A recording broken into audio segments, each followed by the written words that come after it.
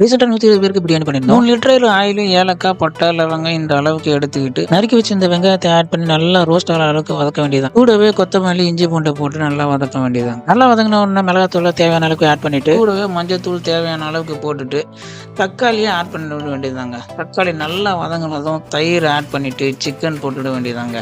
நம்ம ஆல்ரெடி கொஞ்சம் எடுத்து வச்சிருந்த ஆனியன இப்போ சிக்கனுக்கு மேல போட்டு அதையும் கிளறி விட்டுடுங்க. கொத்தமல்லி ஆட் பண்ணிடுங்க. தண்ணி தேவையான அளவுக்கு ஆட் பண்ணிட்டு பிரியாணி மசாலா போட்டுடுங்க.